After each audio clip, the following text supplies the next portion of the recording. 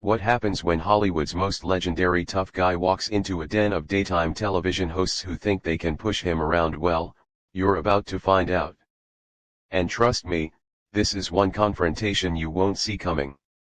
Clint Eastwood, the man who made careers out of staring down bad guys and delivering justice with a whisper, found himself face to face with Joy Behar in what started as a routine promotional appearance, but quickly spiraled into television chaos.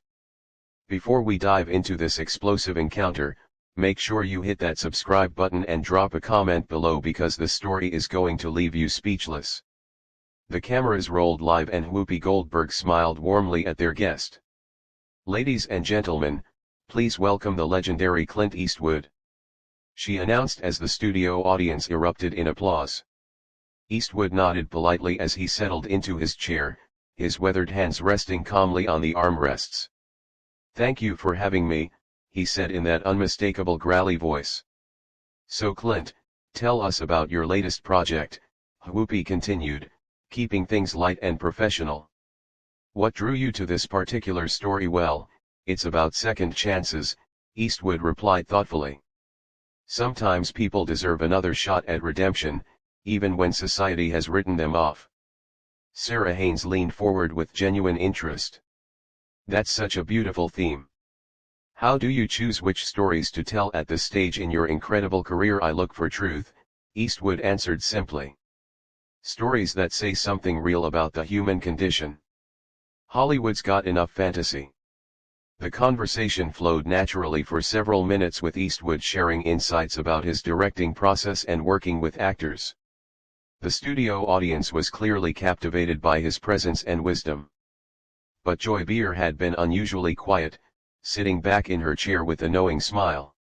She had been waiting for her moment, and now she saw it. "Clint, can I ask you something?" Joy interjected, her tone shifting noticeably. "You talk about truth and redemption. But don't you think some of your past comments about certain political figures might contradict that message?" The temperature in the studio seemed to drop several degrees. Whoopi shot Joy a warning glance, but it was too late. Eastwood's eyes narrowed slightly as he turned to face Joy directly. "Which comments would those be, Joy?" "Oh, you know," Joy said with false sweetness. "Your support for politicians who shall remain nameless, but who have made some pretty questionable statements about women and minorities." "I don't recall making any statements that disparaged women or minorities," Eastwood replied evenly, his voice carrying that familiar steel edge that movie audiences knew well. "But by association," Joy pressed on, clearly enjoying herself. "Don't you think your political endorsements send a message?" The other hosts exchanged uncomfortable glances. This wasn't the direction anyone had planned for the interview to go. Eastwood leaned back in his chair and fixed Joy with a stare that could have frozen water. "Young lady, I've been in this business since before you were born. I've worked with people of every background, every political persuasion, and I judge them by their character, not their party affiliation." "Young lady," Joy's voice rose an octave. "Excuse me, but I think I have every right to ask tough questions of my guests. And I have every right not to answer gotcha questions from someone who's more interested in creating controversy than having a conversation," Eastwood shot back, his calm demeanor never wavering despite the edge in his voice. Joy's face flushed red. "Gotcha questions? I'm asking about your public statements, Clint. That's called journalism." "Is that what we're calling it now?" Eastwood replied with a slight chuckle that somehow made the insult even more cutting. "In my day, journalism involved research and facts, not fishing expeditions." Whoopi tried to intervene.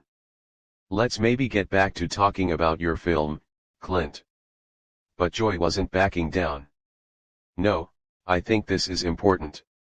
You can't just come on television and expect softball questions when you've made controversial political statements such as." Eastwood's voice remained steady, but his eyes had that dangerous glint that anyone who'd watched his movies would recognize.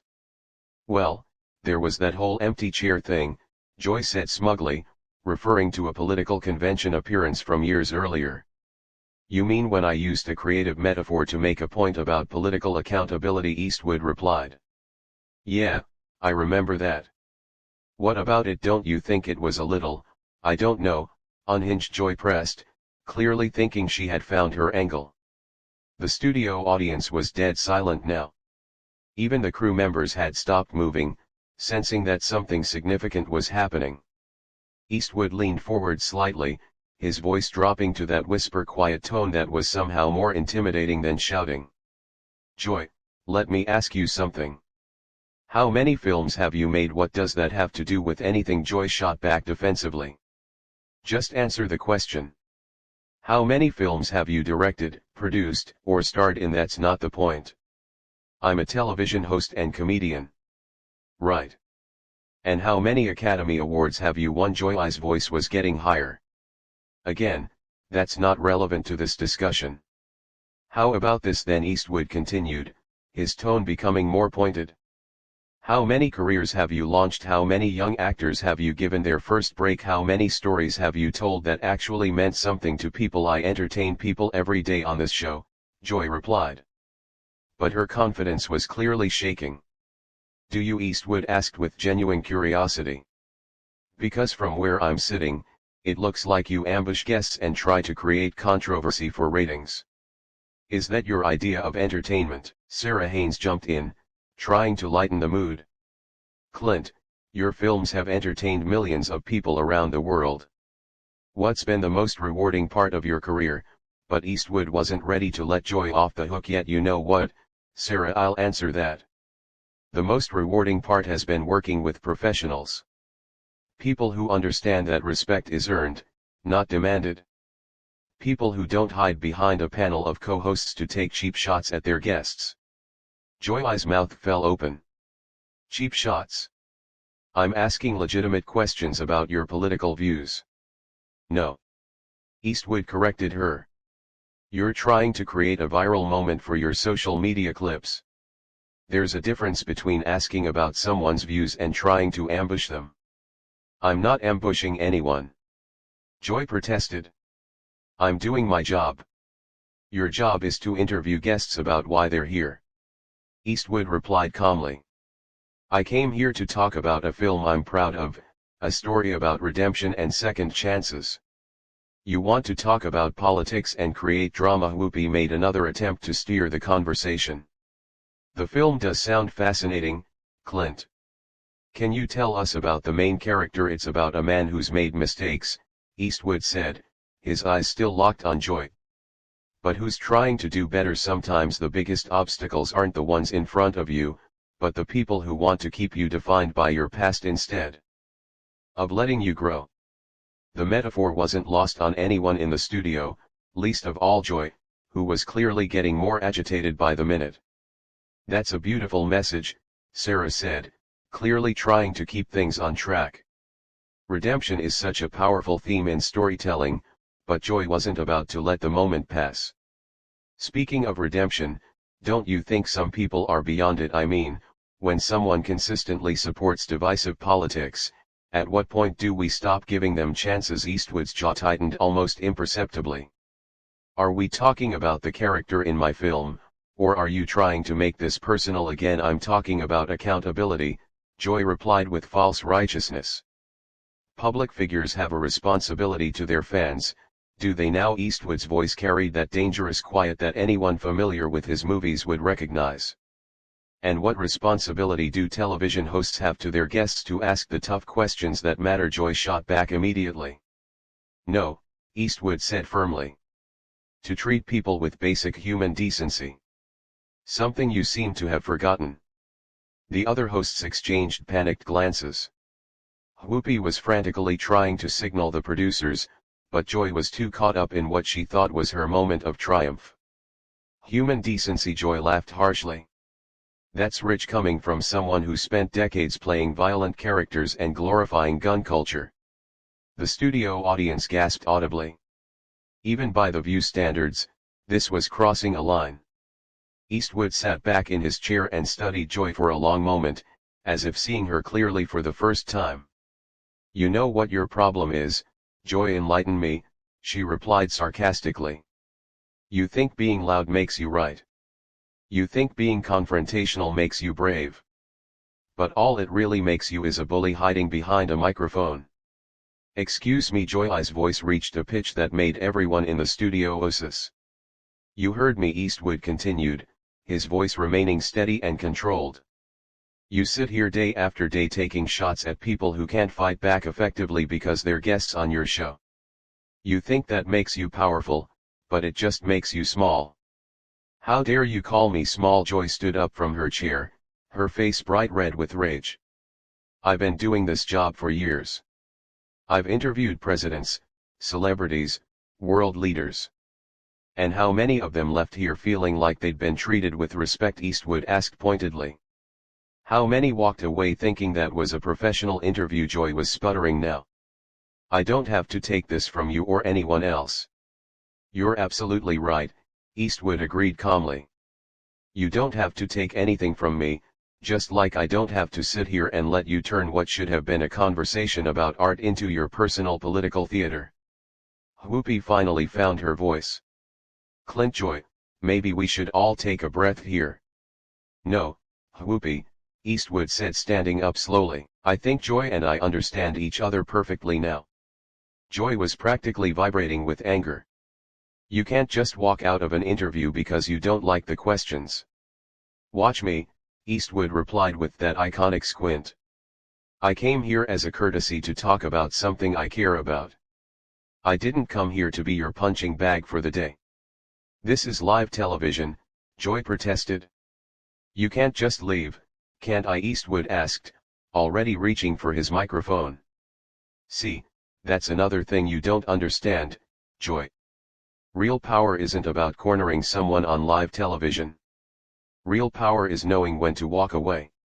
If you leave now, you'll look like you can't handle tough questions, Joy said desperately, sensing her moment slipping away.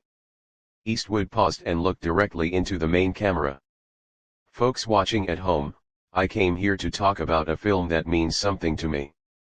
Instead, I got ambushed by someone more interested in viral clips than actual conversation.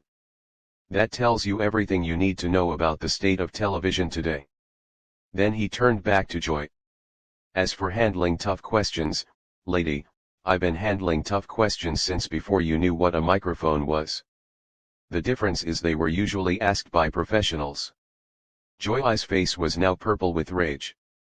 You arrogant has-been. You think you can just insult me on my own show? The words hung in the air like a slap.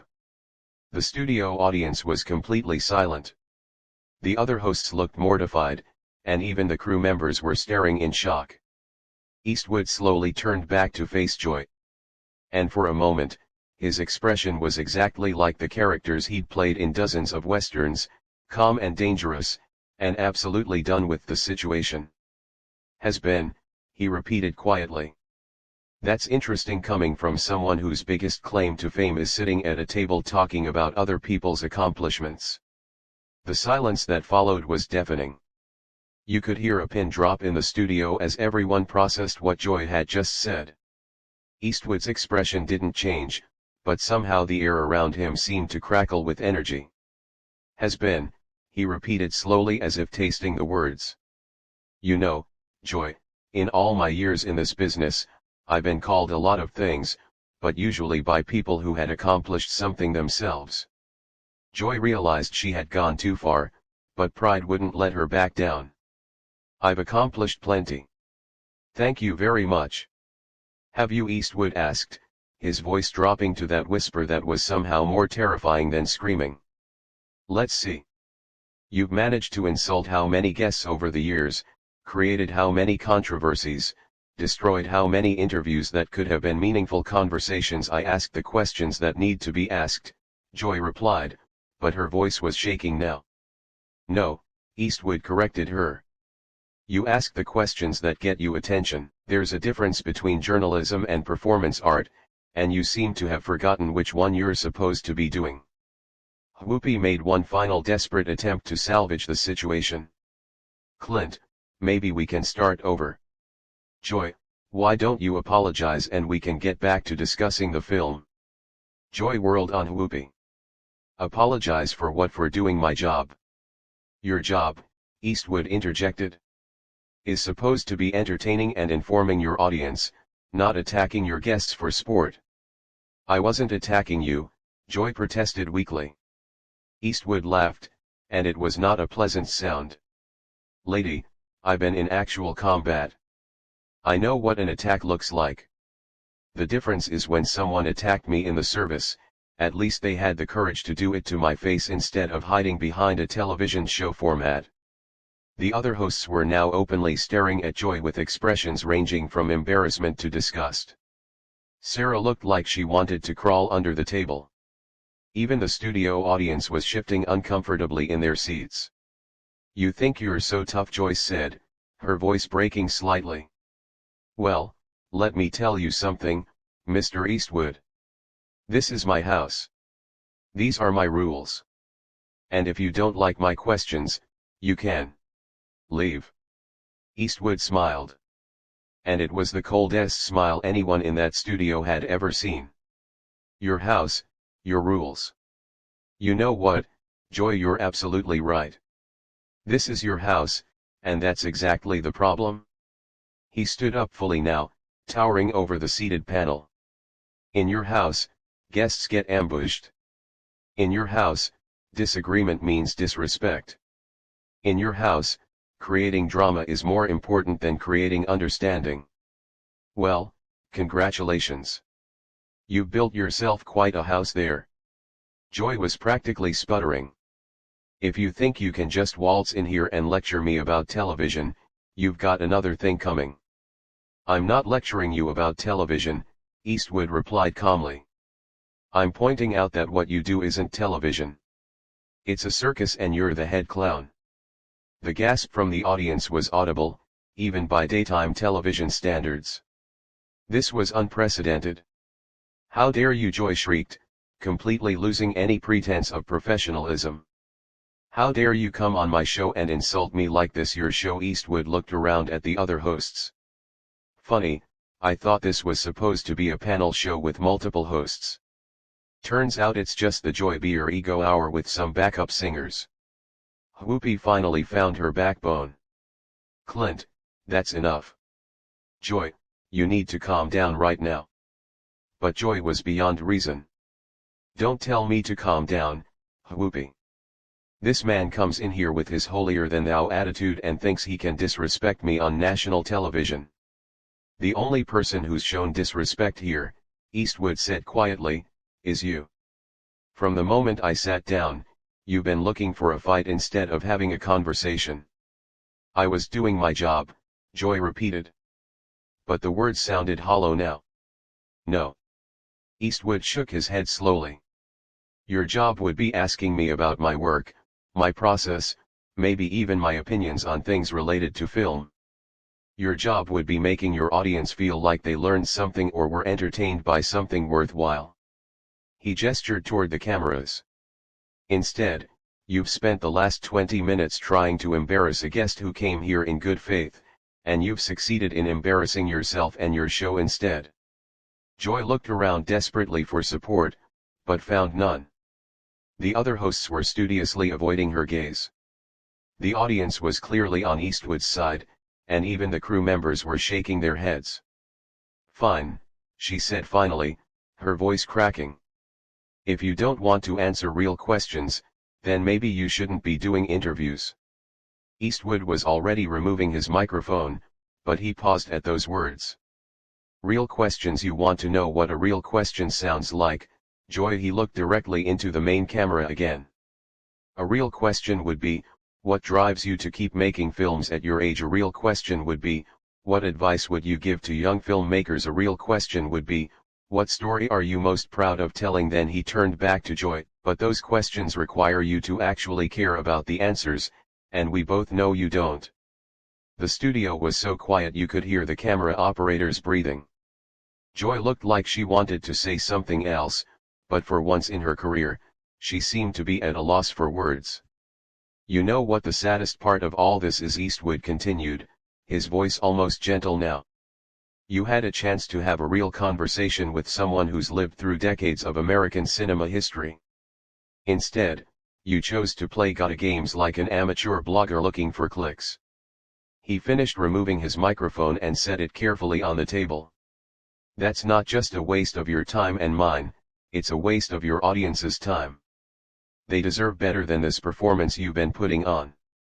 Joy finally found her voice again, but it came out as a screech.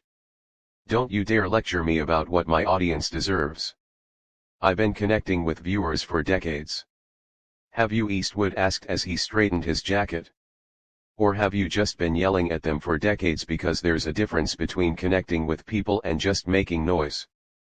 The producers were frantically signaling from behind the cameras, clearly trying to figure out how to handle this unprecedented situation.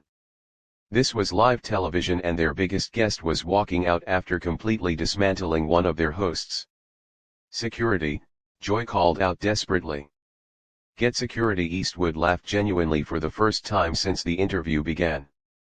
Security? What are they going to do? Joy, arrest me for hurting your feelings. He looked around the studio one more time, taking in the stunned faces of everyone present. You know, I've been in this business for over 60 years. I've worked with the best directors, the finest actors, the most professional crews in the world, and in all that time, I've never encountered anyone quite like you. Is that supposed to be a compliment? Joy asked sarcastically, trying desperately to regain some control of the situation. Take it however you want, Eastwood replied. But just remember, when people talk about this interview tomorrow, they're not going to be talking about your tough questions or your journalistic integrity. They're going to be talking about how you completely lost your composure and embarrassed yourself on live television. With that devastating final blow, Clint Eastwood walked calmly toward the studio exit, leaving behind a panel of stunned hosts, a shocked audience, and one completely humiliated Joy Behar, who was still trying to figure out how she had lost control so completely. As the studio doors closed behind him, the cameras captured Joy's face red with rage and embarrassment while the other hosts sat in stunned silence, knowing they had just witnessed television history, but not the kind anyone would want to be remembered for. So, there you have it, folks. What started as a routine promotional interview turned into one of the most explosive confrontations in daytime television history.